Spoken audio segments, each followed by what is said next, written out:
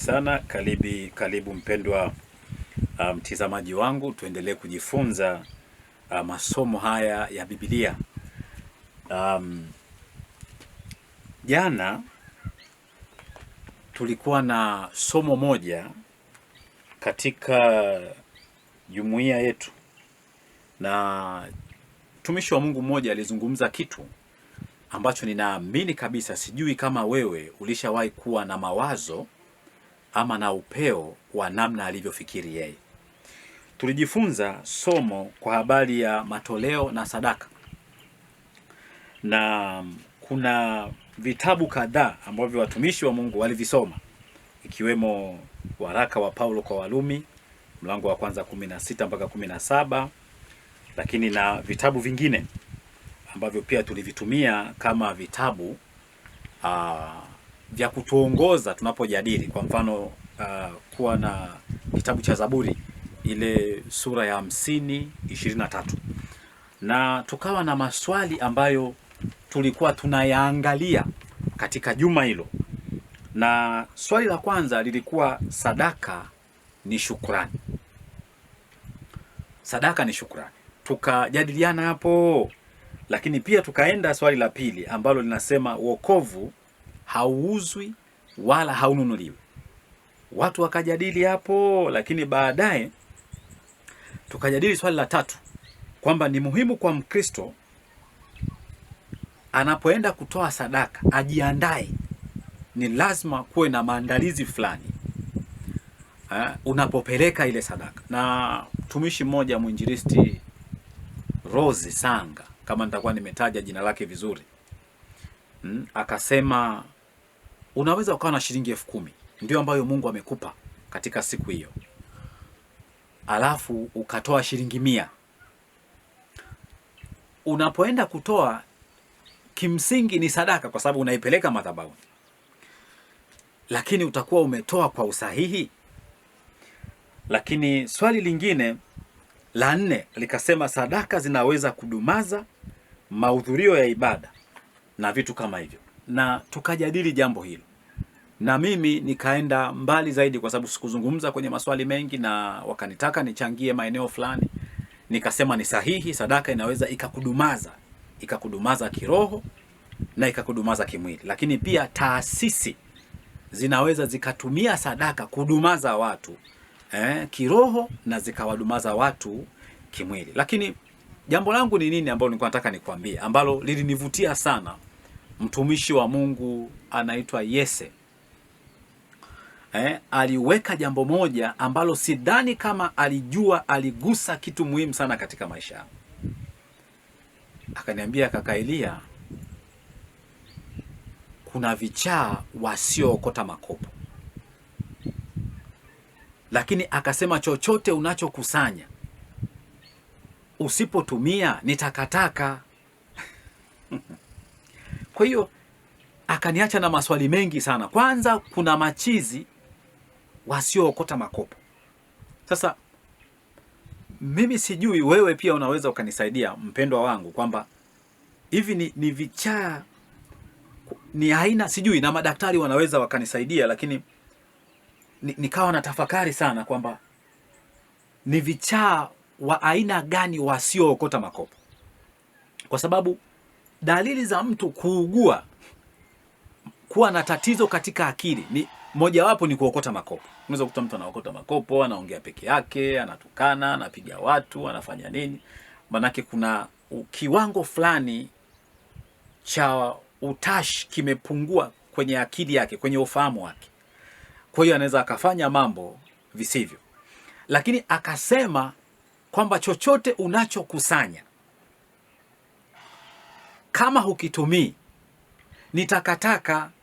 Sasa napo nikawa nafikiri kwamba hivi, okay, anataka kuniambia nini? Sasa na mimi nakuletea wewe hivyo hivyo lilivyo, na wewe endelea kulitafakari, na mimi nitafikiri kwa namna ambavyo naendelea kufikiri. Lakini tafsiri yangu ni kwamba ukiwa mtafutaji na usipotumia, wewe huna tofauti na kichaa, yaani huna tofauti na mwenda wazimu. Na akasema kwamba kuna watu wana vitu vya miaka lakini bado viko ndani mwao kwenye sehemu zao, yani viko ndani amevirundika, lakini kutumia hatumii. Lakini pia ule moyo wa upendo kuwapa wengine kile alichonacho hakubali.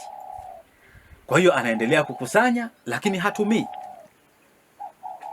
na mwisho wa siku anaweza akaondoka akaviacha vile vitu vikiwa katika hali ile ile ya upya, lakini wakati mwingine vile vitu vinachakaa, kwa sababu kitu kilipotengenezwa kina lifespan yake, kina muda wa kuishi. Wakati mwingine unaweza usiivae hii nguo ikawa mpya, lakini siku ya kuichukua tu uiweke ukashangaa tu imechanika, manake lifespan yake imeisha. Tabia hii ya uchoyo, kwa mimi nilivyomwelewa, tabia ya kutokuwa na upendo kwa wengine, tabia ya kutopenda saidia wengine. Alizungumza jambo gumu sana. Alikuwa anamshauri mtu akamwambia, amua leo, kwa sababu tunaweza tukakuombea, lakini sisi tunasafisha chupa kwa nje, matatizo yanabaki katika mwili wako. Kwa hiyo na mimi napenda ni kushauri mpendwa wangu. Yeye alishauri, hakuwa na namna ya kufikisha, lakini namshukuru Mungu kwamba lilipofika mimi nina namna ya kukufikishia ujumbe huu. Nina platform ambazo zinaweza zikakufikia na wewe ukajifunza kitu. Nina vyombo ambavyo naweza nikavitumia kama hivi ninavyotumia sasa. Kuna watu wa namna hiyo. Yaani yeye hataki kwenda, lakini hataki mtu mwingine aende. Lakini pia nikawa na tafakari kwamba anaweza akawa amesema jambo hilo, lakini kwa mtu ambaye ni mwamini wa kweli, anayemwamini Kristo, ambaye amempokea huyu Kristo kuwa Bwana na Mwokozi wa maisha yake, huyu mtu amebadilishwa nia yake, utu wake umebadilishwa. Neno la Mungu linasema kwamba nitaondoa moyo wa jiwe, anasema nitaweka moyo wa nyama, na ndani ya huo moyo nitaweka roho mpya.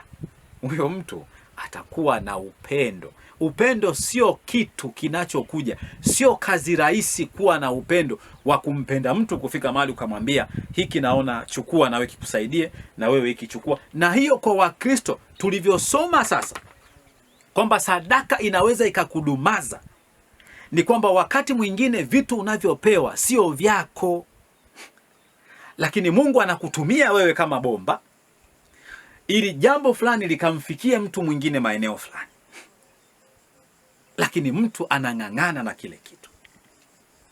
Mungu anataka apitishe wewe uwe baraka kwa watu wengine, watu wapokee vitu vyao kupitia kwako, watakusifu, watakupenda, lakini ndani yako atainuliwa Mungu aliyekujaza wewe kwa wingi vitu hivyo, kuwa na uwezo wa kuwasaidia wengine. Kwa hiyo nikatamani nimwambie, lakini nimekuwa nikitafakari toka jana aliposema hilo jambo, kwamba mtu huyo hawezi, yani asipobadilishwa utu wake wa kale hawezi. Ndiyo maana ni rahisi kwetu sisi kutenda mabaya kuliko kutenda mema. Yani kumtendea mtu jambo baya ni rahisi, ni sekunde tu, lakini jambo jema mtu atakaa miaka na miaka ndio haja amtendee mtu jambo jema. Maana yake ni nini? Ni kama Paulo alivyosema kwamba sionei haya nini? Anasema kwa sababu ni karama, sijui ni uwezo, sijui wa Mungu, sijui unaofanya nini. Nitaliweka hilo andiko hapo. Lakini maana yangu ni kwamba na wewe sasa tafakari, nitaweka somo hili hivi lilivyo. Kichaa asiyeokota makopo. Sasa mimi sisemi, lakini kwa mtumishi yule alivyosema, maana yake mimi na wewe unayenisikiliza sasa hivi tunaweza kuwa ni vichaa tusiookota makopo endapo tutakusanya vitu tukaviacha vinaharibika ndani, lakini kuna ndugu zetu wanaohitaji pale na hatuwapi. Unaweza ukawa na nguo, lakini unamuona mtu kabisa anatembea nguo imechakaa, imechoka. Sio kichaa, ni mtu kabisa mwenye akili zake timamu, lakini unahiari nguo zile zichakae, zitupwe, uchome moto. Kuna mtu mmoja nilimwambia, sitamtaja jina, yuko Dar es Salaam, kwamba wakati mwingine unapotoa vyombo katika nyumba yako kwamba hivi vimechakaa, tafadhali usitupe, naomba unifikishie, kwa sababu vyombo hivyo vya zamani kwako vinaweza vikawa vipya kwa watu wengine. Tuwaguse masufuria ulionayo kule. Mara nyingi mimi ninapohubiri ninawaomba watu watusaidie. Ninaamini kuna watu wana kamera mpya wanazo za zamani zile ambazo unaona we hazikufai, tusaidie. Wananunua memory card mpya, zile za zamani ambazo unaona kwamba hizi mimi hazinifai, tusaidie. Una battery, una laptop, una iPad, una Biblia, una vitabu vya Biblia vya mafundisho ya neno la Mungu ndani yako, una nguo. Kuna watu wanatembea uchi. Kuna mnyama mmoja, napoenda kumaliza nitakupa kisa chake. Sisi kule kwetu tunamuita fuko. Sasa sijui kwa jina lako utamuitaje. Lakini mnyama yule kule tulikokuwa sisi maeneo ya Uwanji kule Ngoje, Matamba, sijui Kinyika, ukienda ile njia yote Ujuni, Saplano, Ivirikinge mpaka Makete huko. Kipindi fulani unakuta unaenda shambani unakuta kama pametutumuka hivi. Yaani kuna kamnyama kamechimba kametutumuka. Kale kajamaa kana tabia ya kukusanya viazi kanaingiza mle ndani, kana kusanya mahindi kanaingiza mle ndani, kana kusanya kila aina ya nafaka kanaingiza mle ndani. Alafu baadaye vile ambavyo vimeingia mle ndani vinaanza kuota. Manake ni uharibifu huo sasa. Vinaanza kuharibika kama ambavyo wewe umekusanya. Alafu mwisho wa siku yeye hafikirii kwamba hivi mimi ninapofanya huu uharibifu, huyu mtu mwenye hili shamba itafika wakati atachoka na ataamua litakalokuwa na liwe. Na huwa tunafanya hivyo. Huwa tunachimba. Tukishalipata lile tundu lake, tunakuwa tumetega mtego sasa. Tunagonga kijiti pale kinazama chini kabisa kwenye lile tundu lile. Kinazama hapa. Alafu tunatafuta kamba nzuri ngumu. Tunainamisha limtego ligumu. Tunatoboa katundu pale. Kanapita, tunaziba ile pembeni hivi. Kwa hiyo atakapofika hawezi kuona kwamba pale aliposimama labda amesimama usawa kabisa wa mwili wake katikati. Alafu pale mbele tulipoweka ndio tunaweka kauzi kanako shika. Kwa hiyo yeye hawezi kupita. Kwa ili aweze kupita, kwa sababu ana meno makali, lazima akate. Sasa unapokata hapa na ule mti umeinamishwa usiouona, manake baada ya hapo ni kwamba kamba ile lazima itambana na atafia pale. Ndivyo maisha yetu yalivyo. Usifikiri kwamba wewe kila siku utatafuta, kila siku utaweka, una chakula, unalisha watoto wako mpaka wanatutumuka wanakuwa kama mipira, lakini unaona kabisa kuna nyumba ya jirani mlo mmoja kwa siku hapati. Wakati mwingine unawaza kumhubiria Injili, huwazi kumfikishia chakula ambacho kitamsaidia. Atakaposhiba atakuwa na moyo wa kukusikiliza, ukamshirikisha neno la Mungu.